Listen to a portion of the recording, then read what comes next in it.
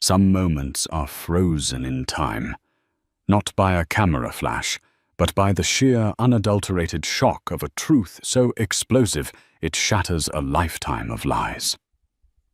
In the opulent Grand Astoria ballroom, surrounded by New York's elite, one woman stood alone. She was 6 months pregnant, wearing a simple dress, and being publicly torn apart by her mother-in-law, the city's most powerful matriarch.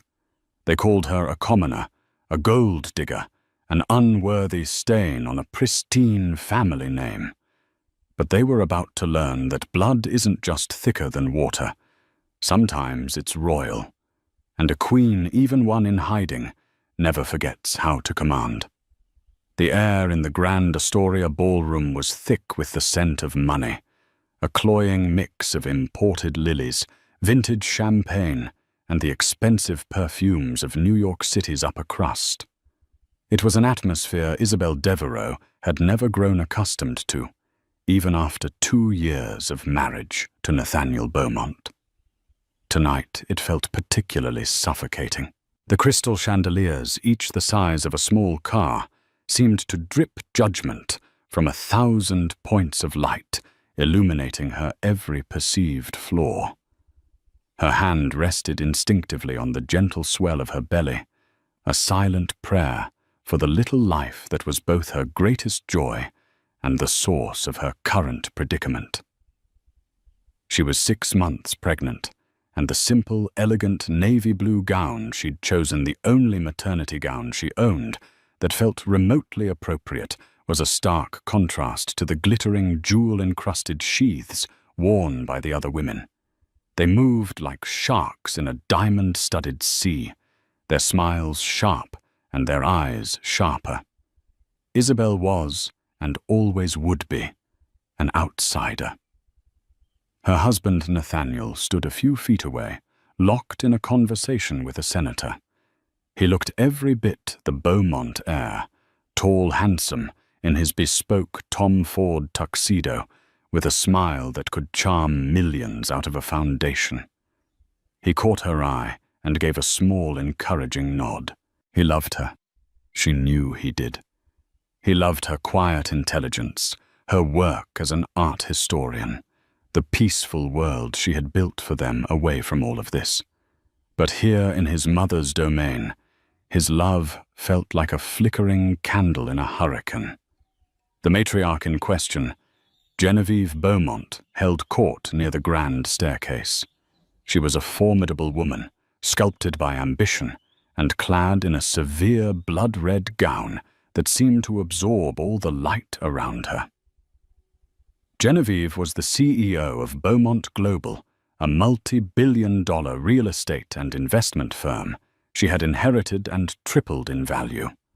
Her annual Beaumont Foundation Gala was the social event of the year, a night where power, money, and influence converged under the guise of philanthropy. But for Isabel, it was an annual trial by fire. From the moment Nathaniel had introduced them, Genevieve had made her disdain for Isabel clear. Isabel was a nobody, an orphan with a scholarship-funded education and a past as blank as a fresh canvas. In Genevieve's world, a blank canvas wasn't an opportunity. It was a liability.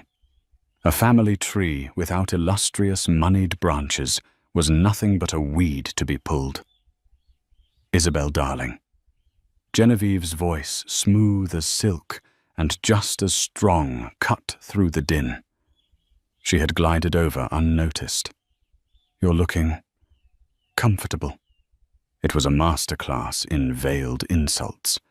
In this room, comfortable was synonymous with plain and unimpressive. Thank you, Genevieve. It's a beautiful event, as always. Isabel replied, her voice steady, despite the tremor in her hands.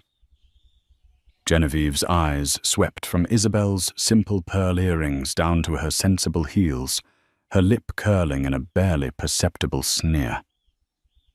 I do wish you'd let my stylist assist you. Pregnancy is no excuse to let oneself go. The Beaumont name requires a certain standard. People are watching. The people were the board members, the investors, the society columnists, all the cogs in the great Beaumont machine. And the standard was one Isabel could never meet. She hadn't grown up summering in the Hamptons or learning the subtle art of social warfare at a Swiss boarding school. Her childhood was a quiet, book-filled one in a small town raised by a guardian who valued knowledge and kindness over lineage and lucre. Nathaniel finally extricated himself and joined them, placing a protective arm around Isabel's waist. "Mother, you look incredible. As should we all," Genevieve said, her gaze fixed on Isabel.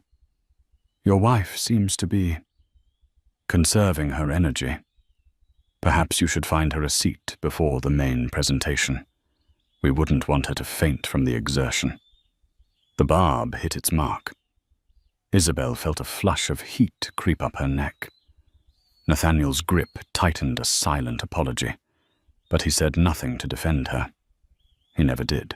The fear he had of his mother was a tangible thing, a third person in their marriage. He was a good man, a gentle soul, but he had been raised in the shadow of this towering, iron-willed woman, and he had never quite learned to stand in the sun on his own. "I'm fine, Nathaniel," Isabel said, forcing a smile. "I was just admiring the orchestra." As Genevieve was called away by a fawning city councilman, Nathaniel leaned in his voice a low whisper. "I'm sorry, Izzy. She's just stressed.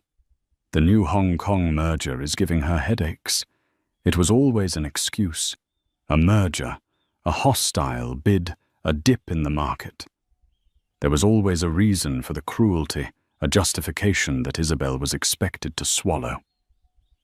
She looked at her husband, at the handsome face she loved so much, and saw the familiar flicker of cowardice in his eyes.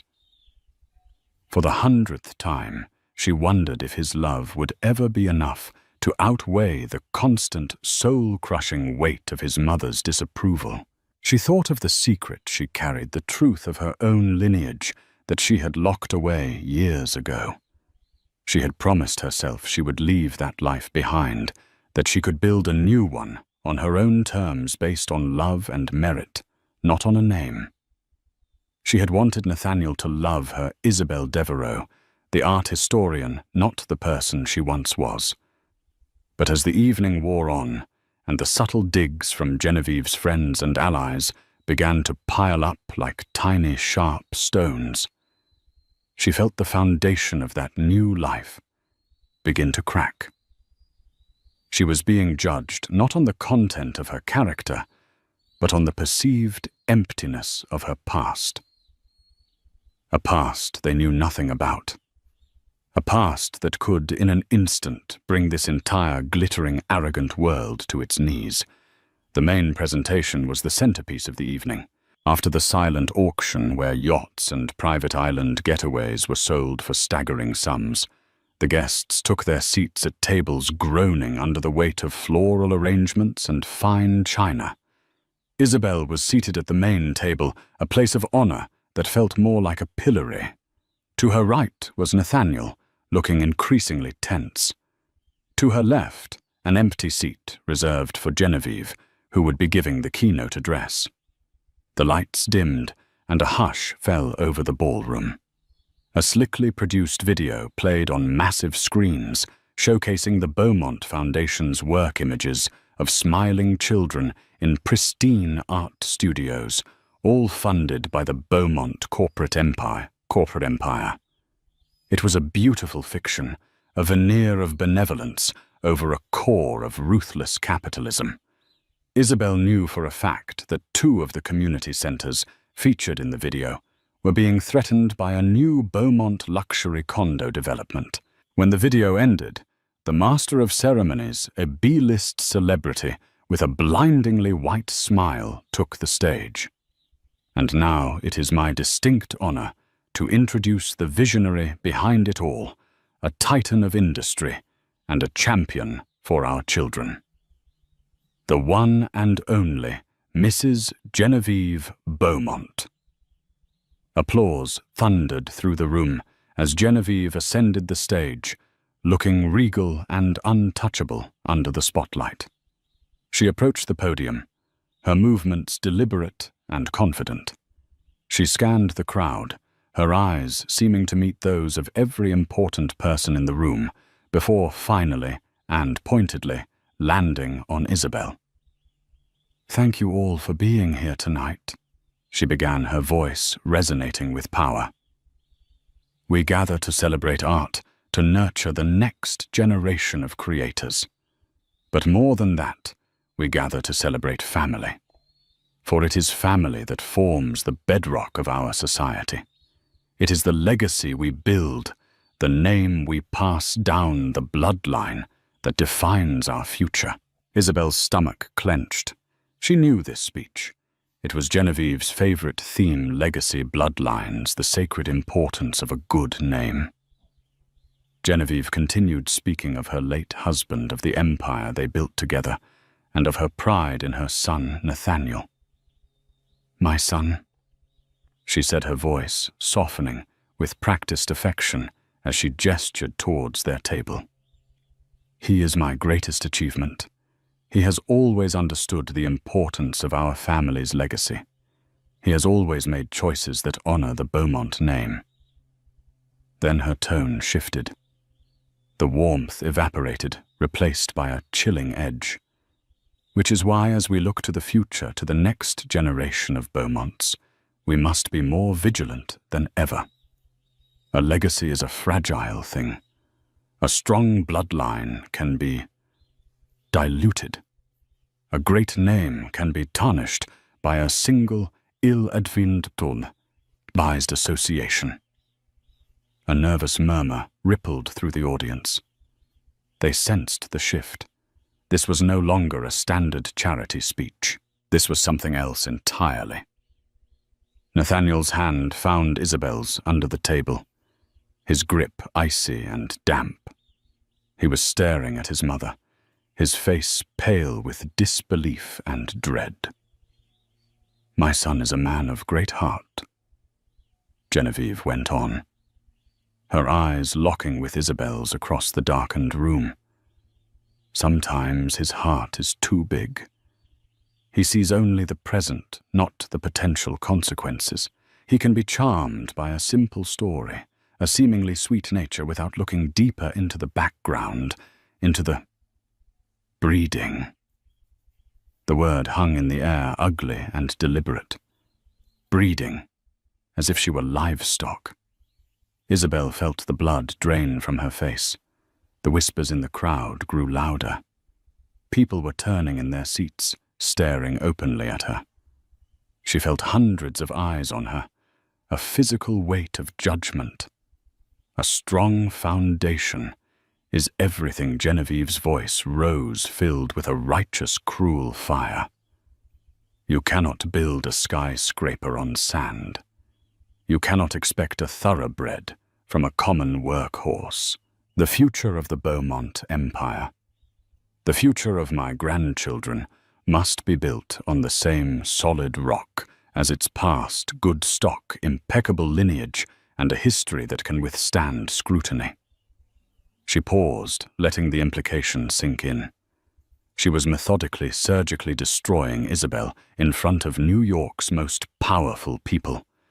She was painting her as a commoner, a gold digger, a weak link in the lustrous Beaumont chain. Isabel looked at Nathaniel, pleading with her eyes. "Do something. Say something. Stop her." But he was frozen, his mouth slightly agape, a statue of terrified inaction. He was as much a prisoner as she was. Genevieve wasn't finished. She was saving her most venomous strike for last. She was about to turn a character assassination into an execution. The silence in the Grand Astoria ballroom was now absolute. It was a heavy, suffocating blanket, broken only by Genevieve Beaumont's resonant voice, which she now lowered to a conspiratorial, almost pitying tone. It was the voice of a predator feigning sympathy for its prey just before the final strike. "We all wish for our children to find happiness," she said, a manufactured tear glistening in her eye. "But we also have a duty to protect them, to protect our heritage." When a young woman with no family, no history, and no resources of her own suddenly appears and attaches herself to a name like Beaumont, one is forced to ask questions. Isabel felt her heart hammering against her ribs. This was beyond anything she had ever imagined. This wasn't just a private cruelty. It was a public execution. She wanted to stand up to run, but her legs felt like lead. She was pinned to her chair by the collective stare of the room. One must ask about motivation. Genevieve continued, her gaze sweeping over the rapt audience before landing once again like a physical blow on Isabel. Is it love, or is it a calculated ambition?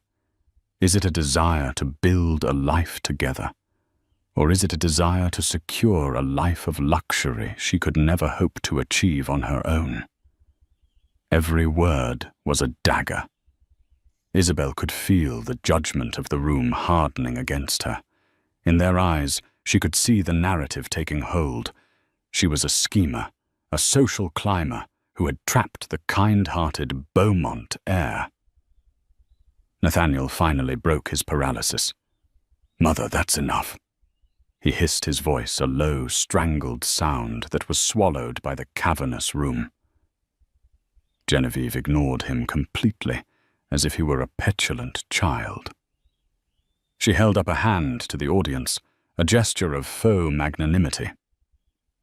"I know what you are all thinking. This is a private, family matter. But is it? When the future of a company that employs thousands, that shapes our city's skyline, is at stake. When the next generation, the very heir to this legacy, is in question." And then she delivered the killing blow. She turned her body fully towards Isabel, her expression a mask of cold clinical appraisal. Her eyes dropped pointedly to Isabel's swollen abdomen. "We are told there will soon be a new Beaumont Genevieve," announced her voice dripping with venomous insinuation. "We are expected to welcome this new arrival, to celebrate it as the continuation of a great line. But a legacy as significant as ours demands certainty. It demands proof."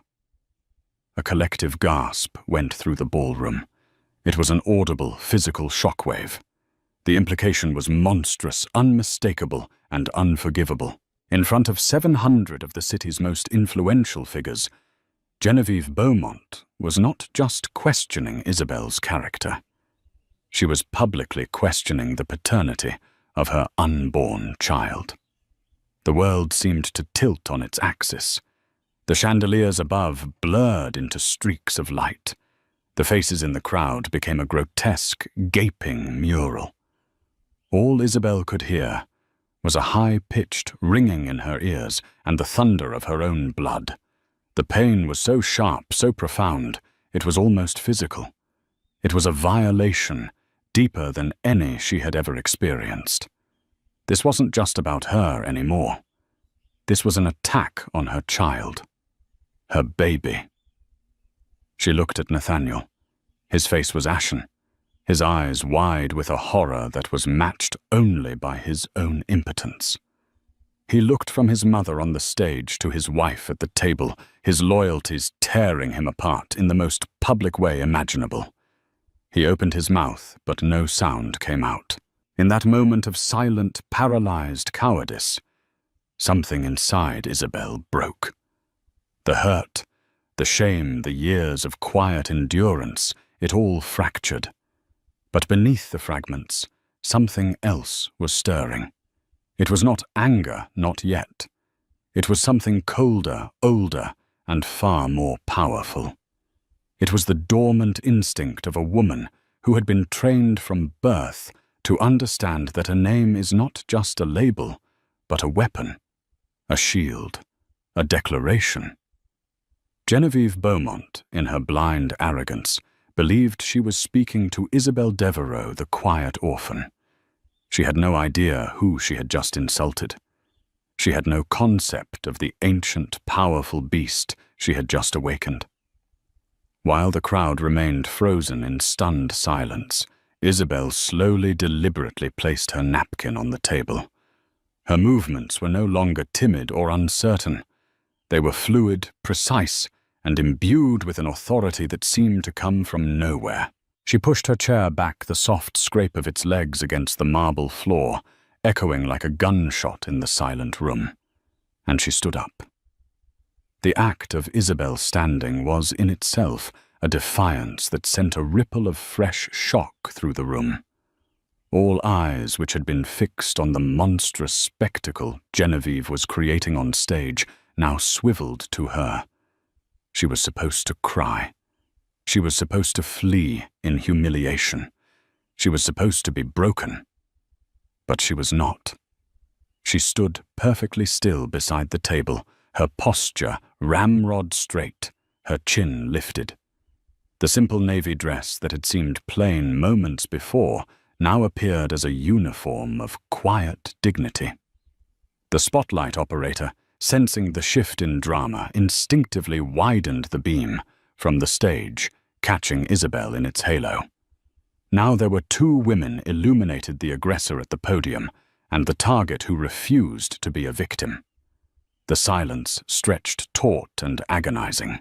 It was a void where every guest was holding their breath, waiting for the inevitable emotional collapse. They expected tears, a shouted denial, a desperate appeal to her husband. Isabel gave them none of it. Instead, she let the silence hang, let the weight of Genevieve's accusation fester in the air. She met her mother-in-law's triumphant, hateful gaze with an expression of unnerving calm. The panic and pain that had momentarily blinded her receded, replaced by a clarity so sharp it was almost glacial. The blood that ran in her veins, the blood of ancestors who had faced down armies and navigated the treacherous courts of Europe, began to sing a familiar song of resolve. She thought of her guardian, a stern but loving man who had taught her history not as a series of dates, but as a lesson in power, duty, and survival. "Dignity is the one thing they can never take from you unless you give it away," he used to say.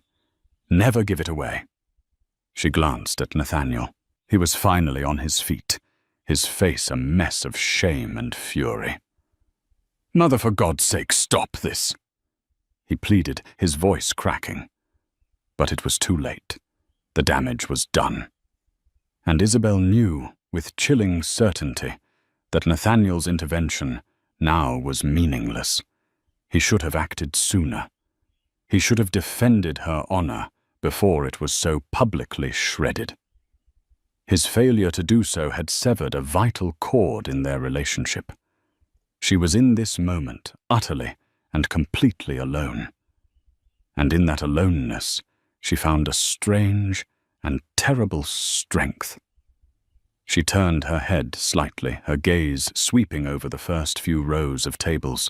She saw the faces of people who had snubbed her for 2 years, the sneering board members of Beaumont Global, the condescending wives of Nathaniel's business partners, the gossip columnists who had chronicled her every perceived misstep. She saw pity in some eyes, morbid curiosity in most, and a cruel satisfaction in a few. They were all witnesses. They were all complicit. Genevieve, seeing Isabel's composure, seemed momentarily thrown. This was not the reaction she had engineered. She had expected a mess, a dramatic scene that would prove Isabel's unsuitability for their world. This quiet, unbreakable poise was something she hadn't anticipated. She tried to regain control. As I was saying, Genevieve said, her voice a little too loud, a little too sharp. "The Beaumont legacy demands absolute certainty." She was cut off, not by a shout, but by a sound so unexpected it startled everyone, the soft, clear tap of a fingernail against a crystal water glass. Ting! Isabel had picked up a microphone from the center of the table, one reserved for toasts and announcements. She tapped it once, a small, polite sound that nonetheless sliced through the tension like a razor. She didn't raise her voice. She didn't need to. Every eye was already on her. She held the microphone and took a deep, steadying breath, not for courage, but for control. The storm was no longer just around her. It was inside her, and it was about to be unleashed. "Mrs. Beaumont," Isabel said. Her voice, amplified by the ballroom's state-of-the-art sound system, was calm, clear, and carried a resonance that no one in that room had ever heard from her before. It was a voice accustomed to command. "You speak of names, of legacy, of bloodlines. These are subjects on which you are, I'm afraid, dangerously ill-informed." A collective intake of breath swept the room. The sheer audacity of Isabel's quiet rebuke stunned the audience more than any shouted defense could have. Genevieve Beaumont, a woman who commanded boardrooms and terrified politicians, had been told she was ill-informed by the very mousy girl she was trying to destroy. Genevieve's face, a mask of triumphant cruelty, just moments before, now flickered with confusion and burgeoning rage. "How dare you?" Genevieve began. But Isabel continued, as if she hadn't spoken, her voice unwavering. "You have for the past 2 years addressed me as Isabel Devereux. That is the name I chose to live by, the name of the wonderful woman who raised me after my parents' death. It is a name I cherish for its connection to a life of peace and anonymity." Isabel stated, her eyes never leaving her mother-in-law's. "But it is not by right of birth my name." She paused, letting the statement settle. The room was so quiet, you could hear the hum of the air conditioning. Nathaniel stared at his wife, his expression a mixture of awe and utter confusion. "Who was this woman?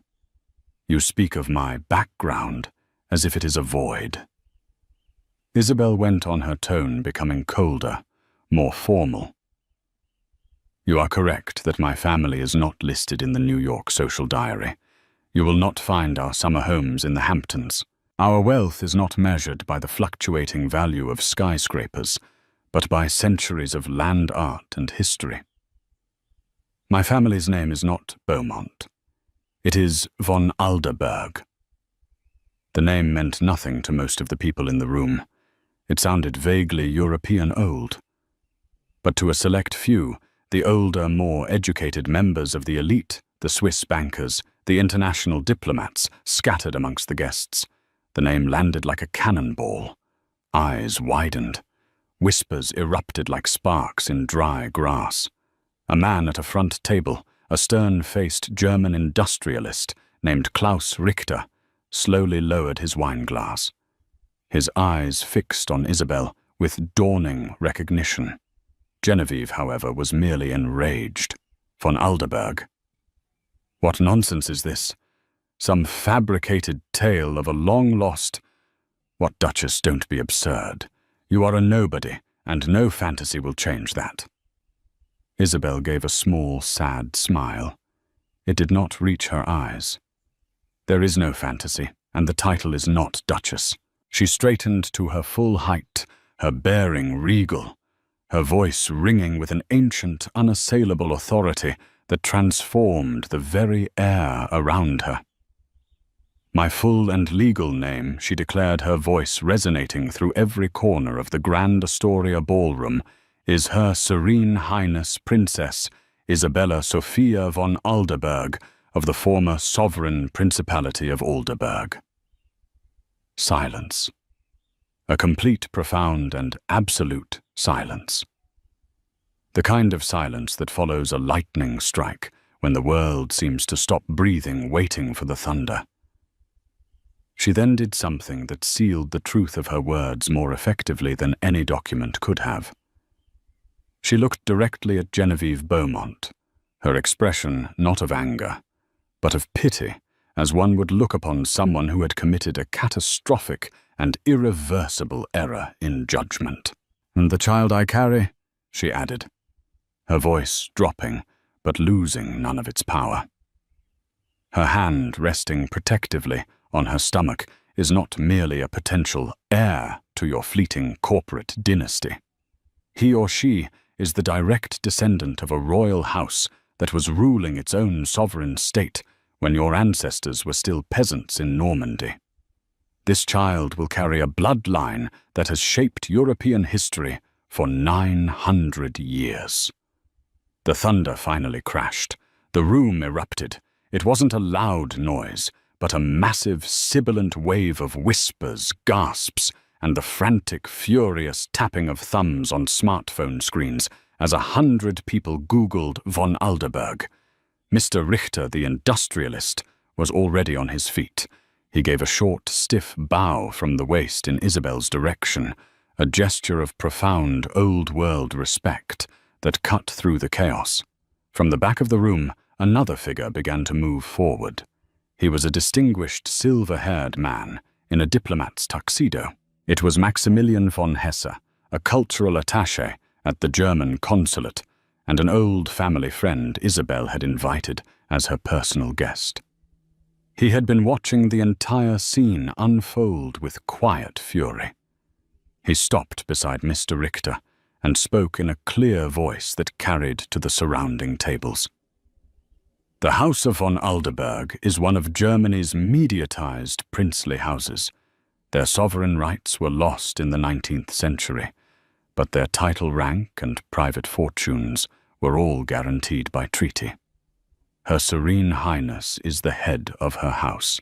To insult her is unthinkable."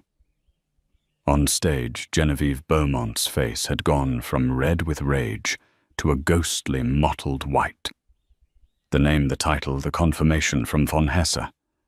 The pieces were clicking into place with horrifying speed.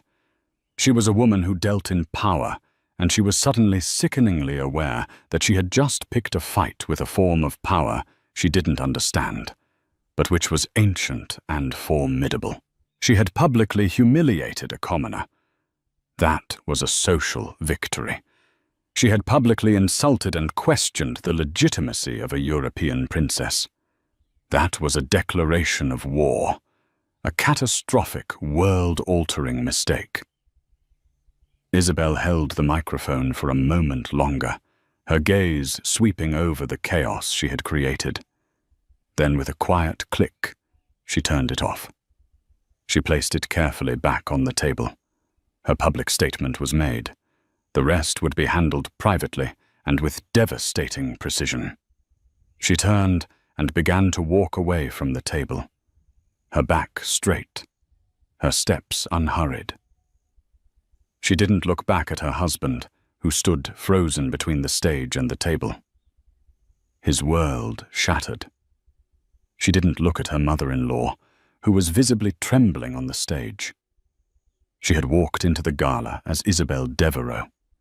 She was walking out as Princess Isabella von Alderberg, and nothing would ever be the same. The moment Isabel began to walk, the spell of frozen shock that had gripped the ballroom shattered into 1,000 pieces of frantic activity. The hushed whispers exploded into open conversation. Society columnists were no longer discreetly typing notes. They were speaking in hushed, urgent tones into their phones, dictating the story of a lifetime. The sound of camera shutters, which had been silent during the humiliation, now clicked with a desperate, predatory fervor as photographers tried to get a shot of Isabel's retreating form. The power dynamic of the entire evening had not just shifted, it had been inverted with the force of a tectonic event. Genevieve Beaumont, who moments ago had been the sun around which this entire universe orbited, was now a pariah on her own stage. The spotlight that had illuminated her power now exposed her catastrophic folly. People weren't looking at her with admiration anymore, but with a mixture of horror, pity, and a palpable sense of schadenfreude. She had flown too close to the sun, and her wax wings, forged from arrogance and cruelty, had melted completely.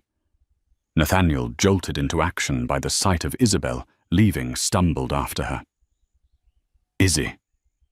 "Wait, Isabel, please," he called out, his voice raw with desperation. He reached her near the grand exit, grabbing her arm gently. She stopped and turned to face him. The look in her eyes was not one of rage or hysteria. It was a look of profound, devastating disappointment. It was the look of a woman who had seen the very core of his character and found it hollow. "Let go of my arm, Nathaniel," she said, her voice quiet but unyielding.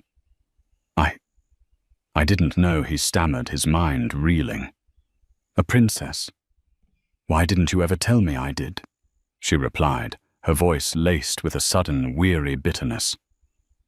"I tried to tell you twice. Once when we were first engaged. You laughed and said you didn't care about old family stories, that you loved me for who I was. The second time was 6 months ago. I told you there were things about my family you needed to understand. You were late for a meeting with your mother. You told me we could deal with the boring stuff later." The memory hit Nathaniel like a physical blow. He remembered it clearly. She had been serious, and he had dismissed her with a kiss on the forehead, too preoccupied with the Beaumont empire to listen to his own wife. "Isabel, I am so sorry. For that, for tonight, for everything. Let me fix this," he begged. "There is nothing for you to fix," she said, her voice final. She carefully removed his hand from her arm.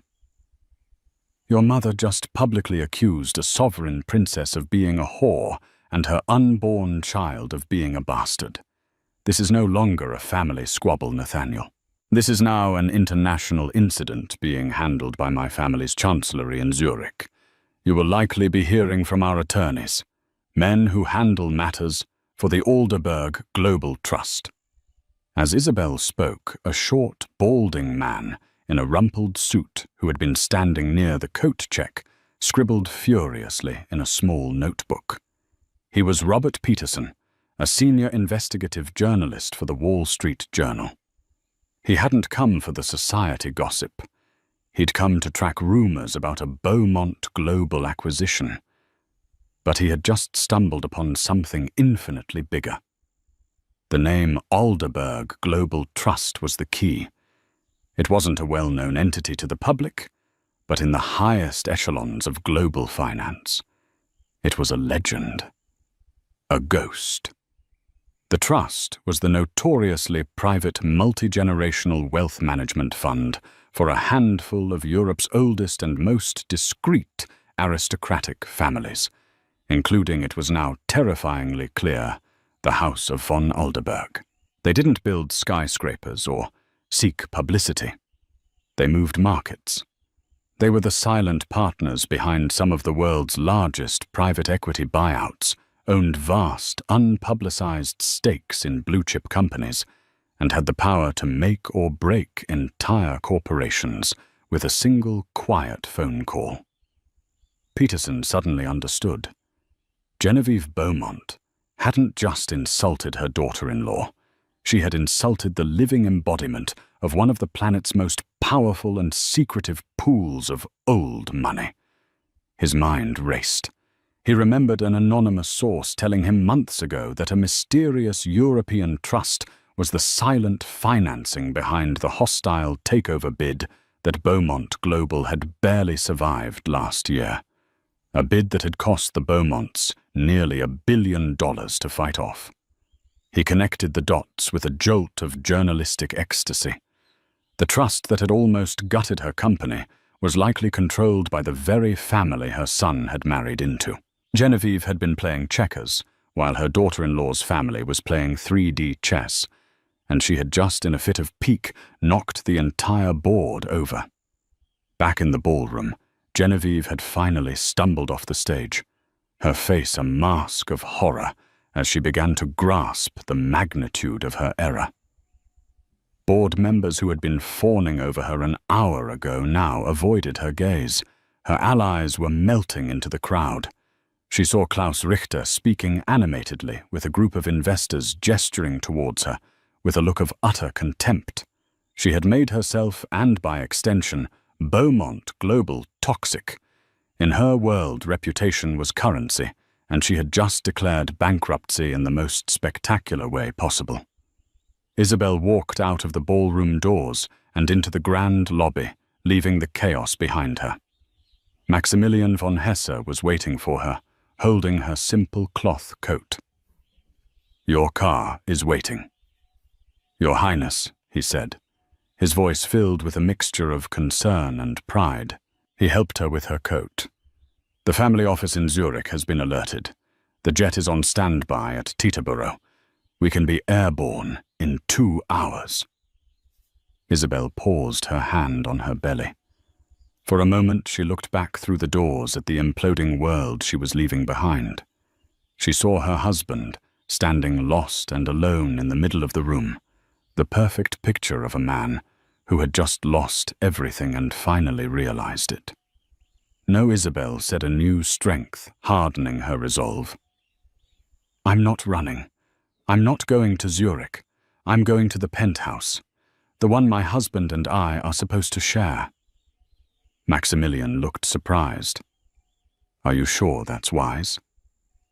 "My mother-in-law wanted to talk about legacy and family homes," Isabel said, her voice as cold and sharp as a diamond. "Fine. Let's talk about them. She has just laid siege to my life and my child's future. She is about to find out that a princess knows how to defend her own castle." The ride up to the Beaumont penthouse was silent. Nathaniel sat opposite Isabel in the private elevator, the cavernous space feeling more like a courtroom. He had tried to speak twice, but the words died in his throat under her calm, unreadable gaze. The man who had left the apartment that evening, confident and slightly condescending, was gone. In his place was a stranger, stripped of his inherited arrogance, his face etched with a fear and desperation Isabel had never seen before.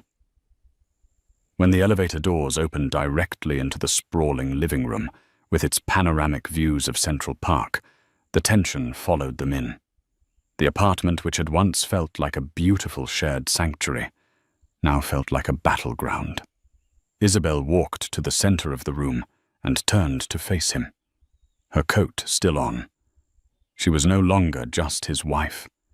She was a foreign power, an entity he had completely misjudged. "You have 2 choices, Nathaniel," she began, her voice devoid of its earlier warmth. It was the voice of a CEO, a strategist, a ruler. "And you will make your choice tonight." He looked up, his eyes pleading. "Isabel, I love you. That is my choice." "Love is not a choice. It's a feeling," she corrected him coldly. "Loyalty, honor, courage. Those are choices. And you have failed to make them at every turn. What you feel is irrelevant right now. What you do is all that matters." She walked over to the floor-to-ceiling window, looking down at the glittering city lights. "Choice 1. You side with your mother. You annul our marriage. You support her claim that our child is illegitimate, and you try to weather the storm she has created. In this scenario, the Alderberg Global Trust, which I can now tell you holds a controlling interest in the 2 European banks that hold the majority of Beaumont Global's debt, will call in those loans. Simultaneously, our network of investors will initiate a hostile takeover. We will dismantle your mother's company, sell it for parts, and the Beaumont name will be a footnote in the business pages within 6 months. You will be left with nothing." Nathaniel stared at her, his blood running cold. The hostile bid from last year, it had been them. A warning shot he hadn't even known was fired. His mother had fought a battle against a ghost, never realizing the ghost was sleeping in her son's bed. Choice 2. Isabel continued, turning back from the window. You side with me. And when I say side with me, I don't mean a quiet apology while you continue to let your mother run your life. I mean a complete and total severance. You will call an emergency board meeting for 9 a.m. tomorrow. You will use the voting shares.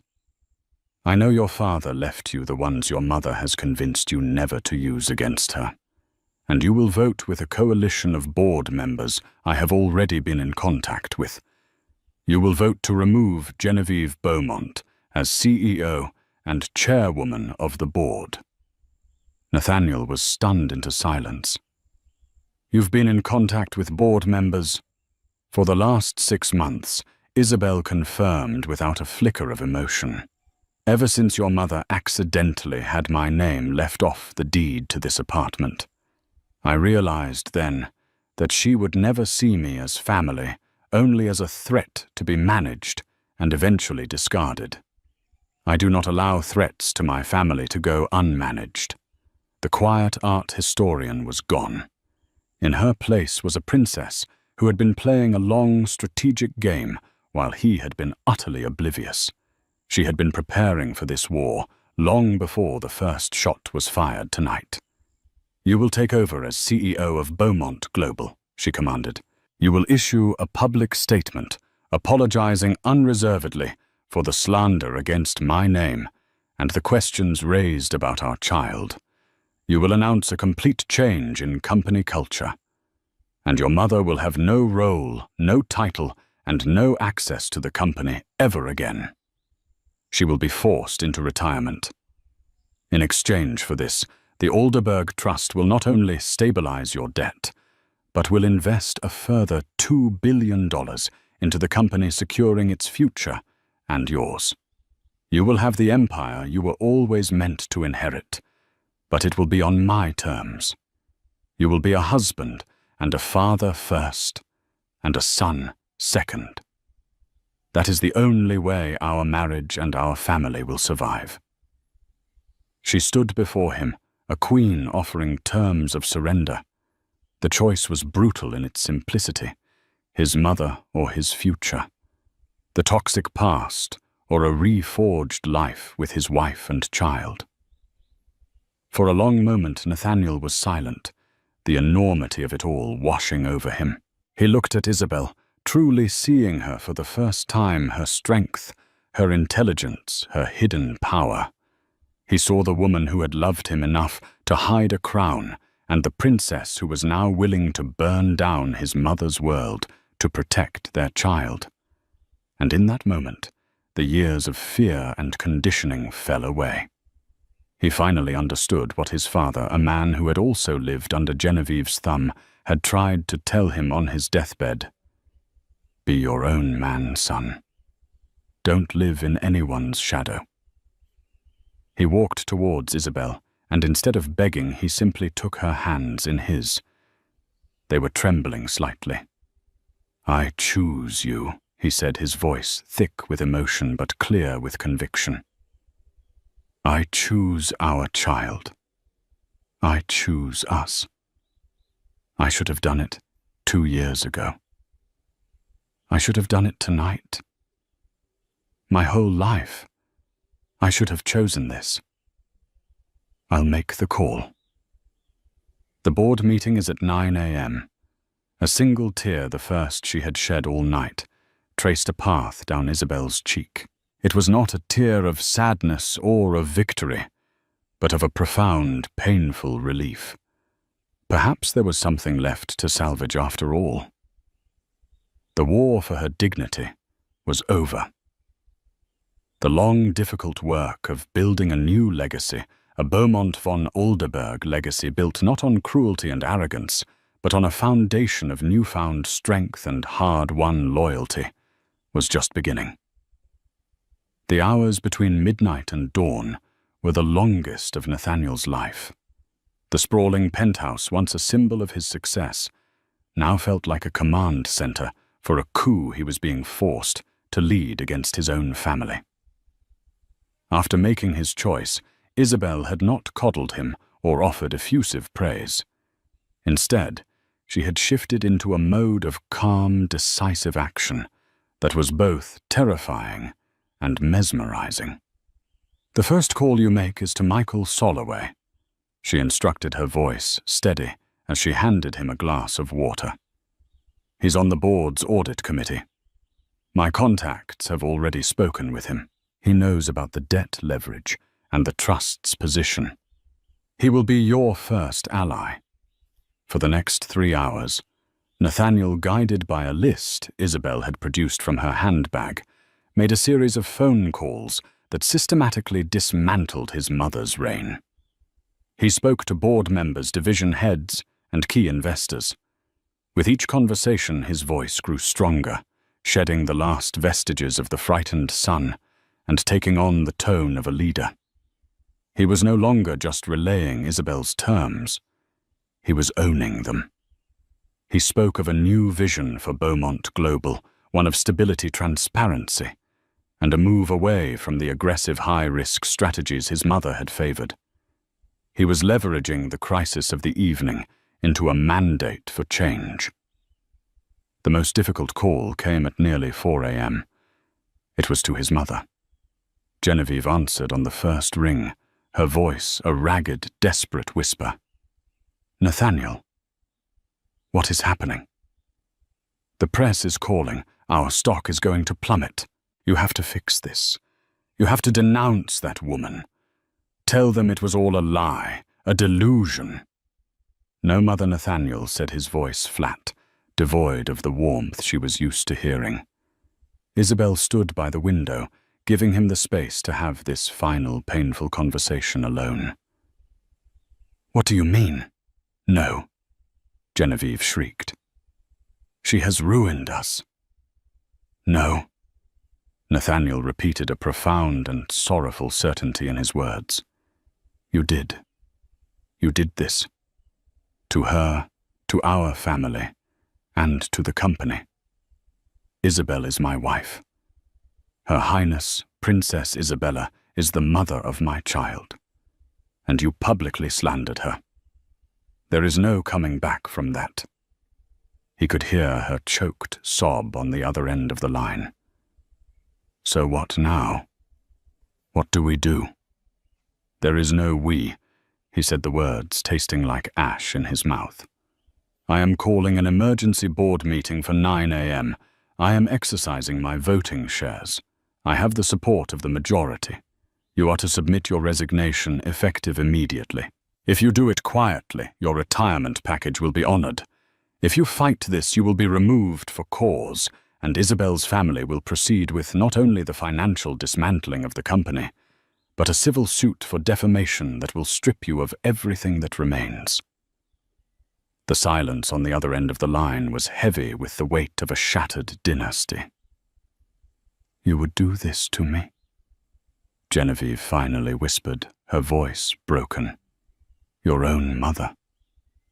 "You made me choose, Nathaniel," said his own eyes welling with tears. "And I choose my wife. I choose my child. Goodbye, Mother." He ended the call before she could reply. Slumping into a chair, the emotional toll of the night finally hitting him. Isabel came over and placed a gentle hand on his shoulder. She said nothing. No, I told you so. No victory lap. It was a gesture of quiet solidarity, an acknowledgement of the profound loss that had been necessary to secure their future. At 8:45 a.m., they arrived at the Beaumont Global headquarters. They walked in together, a united front.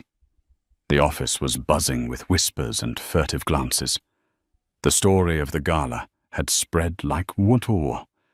When Isabel, dressed in a simple but impeccably tailored grey dress, walked in beside Nathaniel, the entire lobby fell silent. Her quiet dignity and his new resolute demeanor told everyone that the balance of power had irrevocably shifted. The boardroom was electric with tension. Genevieve was not there. In her place at the head of the table sat her lawyer, looking grim. The proceedings were swift and brutal. Nathaniel, in a clear and commanding voice, opened the meeting. Michael Soloway immediately tabled the motion for a change in leadership. One by one, the board members cast their votes. It was unanimous. Genevieve Beaumont was out. Nathaniel Beaumont was appointed interim CEO, pending shareholder confirmation. Just as the vote was finalized, Isabel's phone buzzed. It was a message from Maximilian von Hesse. It read, "The Alderberg Global Trust has just purchased a controlling interest in Beaumont Global's primary debt holder. The loans are secure. Your family is safe. Congratulations, Your Highness." Isabel closed her eyes for a brief moment, a silent acknowledgement of the vast, invisible power that had just been wielded on her behalf. She had not just won a personal battle, she had secured an empire for her child. As the meeting adjourned, Nathaniel came to her side. The board members who had once looked through her now approached her with deference, offering their congratulations to them both. She was no longer just the CEO's wife. She was the princess who held the keys to their survival. Looking out the boardroom window at the city skyline their family now controlled, Nathaniel took her hand. "So what happens now?" he asked, his voice filled with a mixture of hope and trepidation. Isabel turned to him, a faint, genuine smile gracing her lips for the first time that day. Now she said, her hand resting on her stomach. "Now we go home. We have a nursery to prepare." The war was over. The price had been paid in full, and for the first time in the quiet aftermath of the storm, they were no longer just the Beaumont heir and the hidden princess. They were simply a family, ready to build their own legacy on their own terms upon the ruins of the old one. And so in the fallout of a single catastrophic night, an empire was reforged. Genevieve Beaumont's reign of cruelty ended not with a bang, but with a quiet vote in a sterile boardroom, a consequence of a battle she never knew she was fighting. The story of Isabel and Nathaniel became a modern legend in the halls of power, a cautionary tale about judging a book by its cover, and a powerful reminder that true strength isn't about the noise you make, but the quiet, unshakable dignity you refuse to surrender. Isabel, Princess of Alderberg, proved that a title doesn't grant you power. It's the strength of your character that makes you worthy of the title. She saved her marriage, secured her child's future, and transformed a toxic dynasty, proving that sometimes the quietest person in the room is the most powerful of all. What did you think of Isabel's incredible transformation? Was Nathaniel's choice the right one, or was it too little, too late? Let us know your thoughts in the comments below. If you were moved by this story of hidden strength and ultimate vindication, please hit that like button. Share this video with someone who needs a reminder of their own power, and be sure to subscribe for more unforgettable, real-life dramas. Thank you for listening.